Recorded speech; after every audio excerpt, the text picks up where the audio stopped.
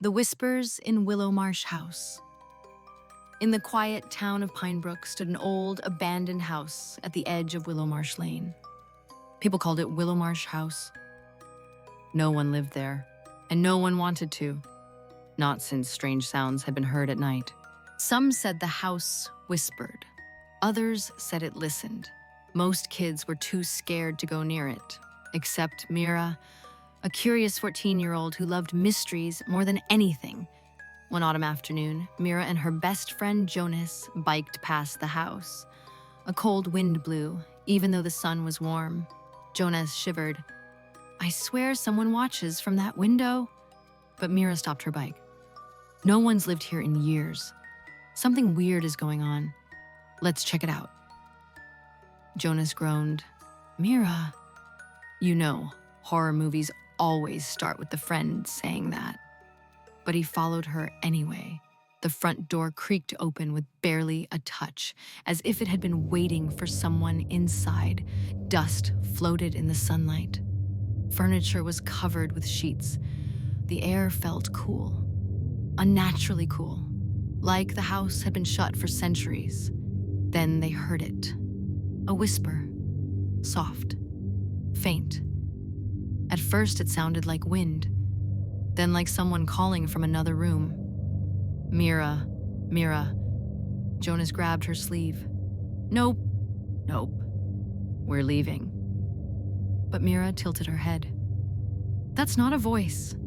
It's echoing, like it's coming from inside the walls." The whisper came again, this time a little clearer. "Help, help." Mira's eyes widened. "That sounded like a kid." They followed the whisper up the dusty staircase and into a narrow hallway. A faint light glowed from the last door.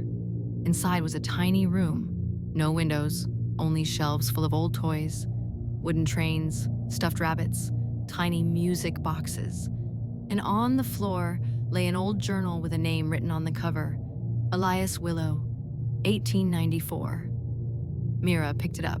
Jonas immediately shook his head. "Nope, no reading creepy ghost diaries." But Mira opened it anyway. The first page read, "I don't like being alone in this house. Mother says the walls remember things. Sometimes they whisper my name." A cold chill filled the room. Then, the music box on the highest shelf began to play by itself. A slow, broken tune. The whisper returned. Louder, clearer. "Please, help me." Suddenly, the toys rattled. Dust swirled around like a tiny storm. Mira held the journal tightly. "Elias?" she called out. "Are you trapped here?" The whisper answered. "Yes." Mira and Jonas froze. Elias's voice trembled like wind through leaves. "I got lost long ago. No one listens. No one hears me. The house keeps me. Don't leave me alone." Jonas backed toward the door. "Mira, we need to go now." But Mira felt a tug, not physical, but emotional. A lonely voice calling for the first time in 100 years. "Elias," she said gently, "tell me how to help you." The whisper softened. "Finish my last wish." The journal pages flipped on their own, stopping at the final half-written page.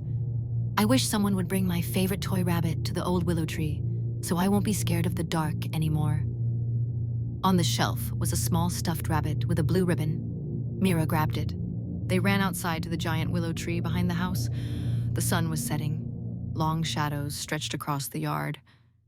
Mira placed the stuffed rabbit at the base of the tree. A gentle breeze moved the branches. The air warmed. The silence lifted. A soft voice whispered, barely audible. "Thank you." Then, the rabbit's ribbon glowed once, then faded. The house became quiet. Completely quiet. For the first time in over a century. The next day, when Mira and Jonas walked past Willowmarsh House, and the windows no longer felt watchful. The cold air was gone. The house looked normal. As they left, Mira heard one last whisper, not scary this time, but warm and grateful. "You helped me find the light?" Mira smiled. The mystery was over. Elias Willow was finally at peace, and Willowmarsh House never whispered again. Sometimes the things we fear are simply things that feel forgotten. A little courage and a little kindness can bring light to even the darkest places. If you like my story, please like, share, and subscribe my channel and stay tuned for more horror stories.